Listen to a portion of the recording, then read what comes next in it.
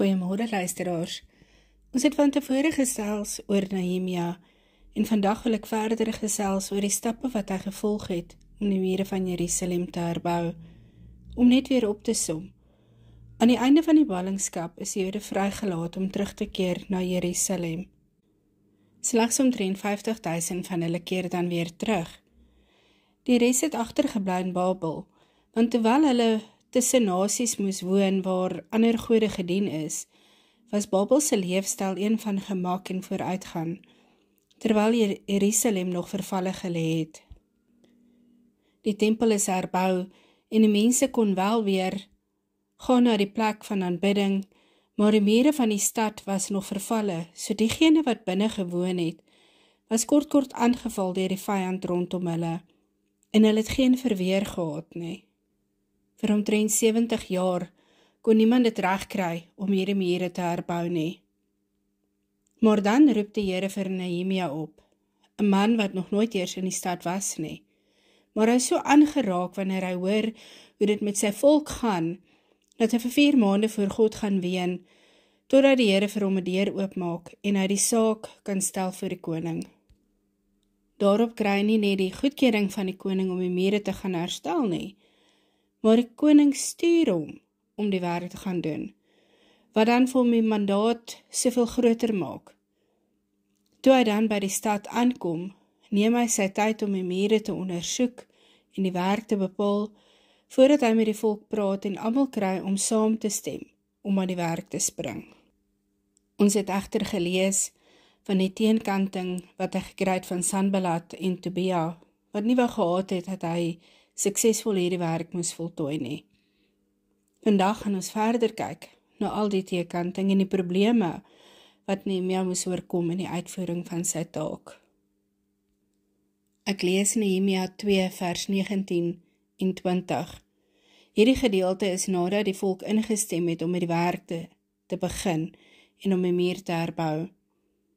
Maar toe Sanballat die Horoniet en Tobia die Ammonitiese knegg en Gesem die Arabier dit hoor, het hulle ons bespot en ons verag en gesê, wat is die ding wat julle wil doen? Wil julle teen die koning rebelleer? Toe antwoord ek hulle en sê vir hulle, die koning, die God van die hemel, hy sal ons laat geluk, en ons, sy knegte, sal ons klaarmaak en bou, maar julle het geen deel of reg of gedagtenis in Jerusalem nie.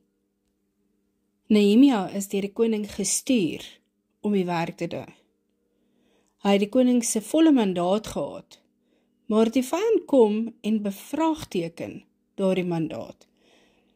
Hulle wil onsekerheid saai in die harte van Nehemia en die volk, en wat duidelik is dat die koning se wil vir hulle bo God se wil geplaas word. Per slot van sake, wat sou dit saak maak wat die koning se opinie is oor die aangeleentheid, indien dit God is wat die opdrag gee? Maar Nehemia bly koel en kalm en hy staan vas in sy identiteit in die Here wanneer hy hulle antwoord. Die muur is dan in dele verdeel en ons lees in Nehemia 3 hoe die volk dan stuk vir stuk begin met die herstelwerk. Ons moet onthou dat hierdie mense was nie opgeleide bouers nie. Hulle het almal net die oproep gehoor en gegaan en hulle het hulle beste gelewer. En omdat almal saam gestaan het en hulle beste gegee het, kon hulle die werk voltooi. So baie keer is daar oproepe vir ons om deel te raak van 'n spesifieke uitreiking of 'n taak. En is net natuurlik vir ons om te dink, maar ek is nie opgelei vir hierdie werk nie. Maar ons moet onthou dat daar is krag in eenheid. En wanneer ons saam staan, dan het ons die vermoë om 'n gemeenskaplike doel te bereik. Reg deur hoofstuk 3 van hierdie boek lees ons nie een keer dat Nehemia ingemeng het en dat hy self hierdie werk gedoen het nie. Dis alleenlik die volk wat aan sy gestaan het om die werk te voltooi. Nehemia 4 vers 1 tot 6. Maar toe Sanballat hoor dat ons die muur bou, het hy kwaad geword en hom baie geërg. En hy het met die Jode gespot en voor sy broers in die leer van Samaria gespreek en gesê, wat maak hierdie magtelose Jode? Sal 'n mens hulle kan laat begaan? Sal hulle offer? Sal hulle dit vandag nog voltooi? sal hulle die klippe van die grondhope lewendig maak, al is dit deur brand vernietig. En Tobia die Ammoniet het langs hom gestaan en gesê, wat hulle ook al bou, as 'n jakkals daarteen opspring, sal hy hulle klipmuur omgooi. Hoor, onse God, dat ons 'n veragting geword het, en bring hulle smaad op hulle hoof terug, en gee hulle oor aan plundering in die land van gevangenskap, en dek hulle ongeregtigheid nie toe nie, en laat hulle sonde nie uitgedelg word voor u aangesig nie, want hulle het u geterg teenoor die bouers. Maar ons het die muur opgebou, en die hele muur is tot op sy helfte herstel, en die volk was met hulle harte in die werk. Toe die vyand sien, hulle vorige pogings om die werk te stop het misluk, het hulle baie kwaad geword, en hulle loods dan die volgende aanval, deur 'n bespotting te maak van die volk en die werk wat hulle doen. Die ergste is dat daar was gedeeltelike waarheid in wat hulle gesê het. Onthou dat die mense wat in hierdie muur gewerk het, was nie opgelei nie. So die werk was nie die beste kwaliteit nie. Daardie gedeeltelike waarheid kon dalk net genoeg wees om almal te oortuig om eerder op te gee. Net soos wanneer die vyand gedeeltelike waarhede gebruik, wanneer hy by ons gedagtes kom plant om ons identiteit in Christus te kom steel. Wanneer hy ons wil oortuig dat God se goedheid en guns en sy beloftes nie vir ons is nie, sodat ons self begin beheer vat van ons lewens. Daardie halwe waarhede wat net genoeg aan die waarheid raak, sodat ons alles moet opgee. En is hier waar selfs Nehemia ontsteld raak, so erg dat hy eintlik vir die Here vra om hierdie mense hel toe te stuur, wanneer hy bid en dek hulle ongeregtigheid nie toe nie, en laat hulle sonde nie uitgedelg word voor u aangesig nie. Here, moet hulle nie vergewe nie. Nehemia was kwaad. Dis oké om soms kwaad te word. Die geheim is om nie te sondig in woede nie. Nehemia gaan stort sy hart en sy woede uit voor die Here. So ook moet ons woede voor God uitstort, en nie toelaat dat daardie woede omsit in onvergewensgesindheid nie. Daagliks moet ons vergewe in die wete dat ons die oordeel kom ons nie toe nie. Deur ons seer en woede aan God bekend te maak, kan ons vryspreek en vergewe. Maar die werk het voorgegaan, en toe hulle by die halfmark kom, toe begin almal so 'n bietjie moed verloor. Die vyand rondom hulle begin om hulle aan te val terwyl hulle besig is om te werk. En Juda, die sterkste stam van almal, is heeltemal moedeloos. Maar Nehemia herinner hulle hoe groot God is. Hy herinner hulle aan God se beloftes. Soms het ons net nodig dat iemand 'n woord van bemoediging spreek om ons moed op te bou. 'n Doodgewone woord van herinnering. Onthou wie is die Here. Onthou hoe sy goedheid jou in die verlede gedra het. Daar 'n bietjie inspirasie wat ons optel sodat ons geloof weer herstel sal word. Dit is hoekom dit so belangrik is om deel te wees van die liggaam van Christus. Vir daardie oomblikke wanneer jy moet jou begewe. Want in daai oomblik kan 'n wêreldse vriend of vriendin na jou situasie kyk en jou moedeloosheid vir jou bevestig.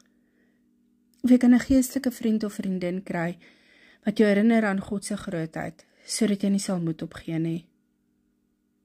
Dis op hierdie punt wat Nehemia die volk so ingerig het, sodat hulle sal reg wees vir die aanvalle van die vyand. Ek lees Nehemia 4 vers 17 en 18. Van die bouers aan die muur het die lasdraers hulle werk so gedoen, dat hulle met die een hand die werk verrig het, terwyl die ander hand die werfspies gehou het. En die bouers het elkeen sy swaard aan sy heupe omgord en gebou, terwyl die basynblaers by my gestaan het. Dit is hoe ons onsself daagliks geestelik moet toerus. Daagliks deur die wapenrusting van God te dra, die helmet van verlossing, borswapen van geregtigheid, lende omgord met die waarheid, skoene van bereidwilligheid tot die evangelie, skild van geloof en die swaard van die woord. Ons het niks meer nodig as hierdie wapenrusting nie. God self rus ons toe met alles wat ons nodig het vir die stryd. Maar dan duik daar nuwe probleme op. Daar is droogte in die land en die volk begin gebuk gaan onder dit. Daarby by die edeles die situasie uit. Ons lees hoofstuk 5 vers 1 tot 5. En daar het 'n groot geroep van die volk en van die vroue ontstaan teen julle broers die Jode. En sommige het gesê, ons seuns en ons dogters, ons is baie, ons wil koring hê, dat ons kan eet en lewe. En ander het gesê, ons lande en ons wingerde, en ons huise moes ons verpand, sodat ons koring kon koop in die hongersnood.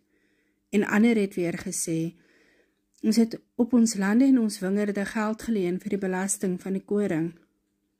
En nou, ons vlees is soos die vlees van ons broers, en ons kinders is hulle kinders, en tog moet ons nou ons seuns en ons dogters tot slawe verneder.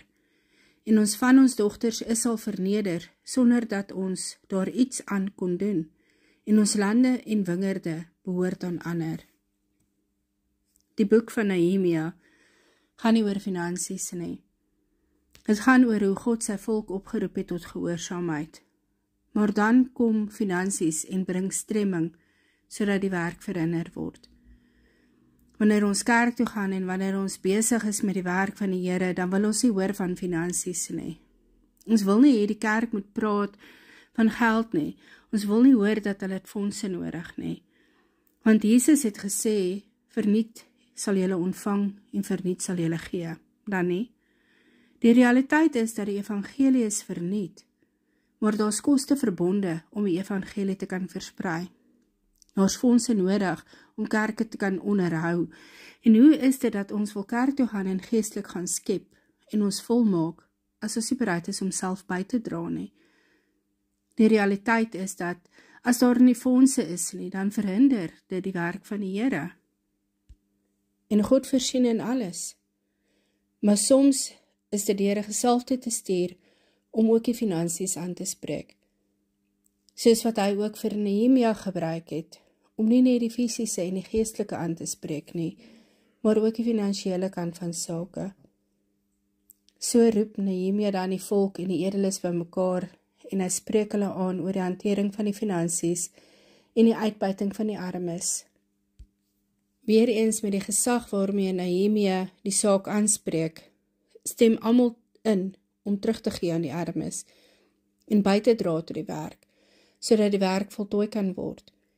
Nehemia self stel 'n voorbeeld vir ons in hoofstuk 5 vers 13.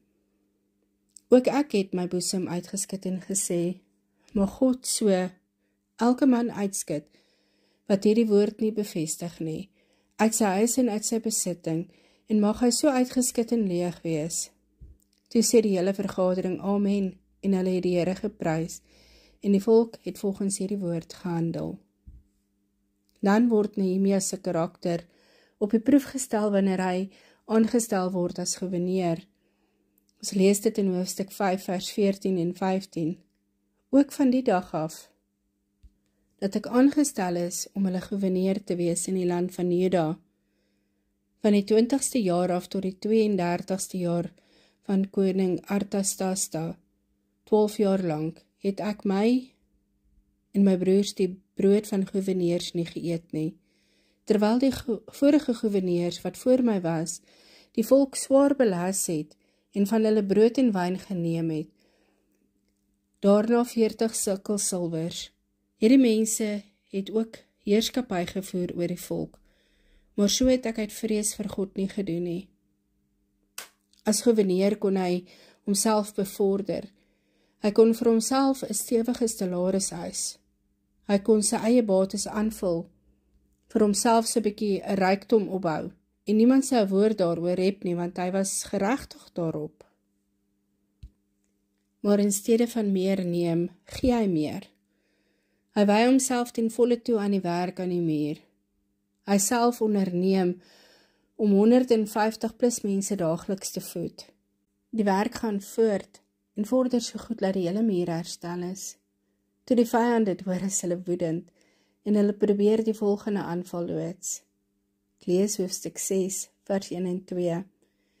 En toe Sanballat en Tobia en Gesem die Arabier en ons ander vyande verneem dat ek die muur geherbou het en dat daar geen skeur in oorgebly het nie, alhoewel ek tot die tyd geen deur aan die boord gesit het nie.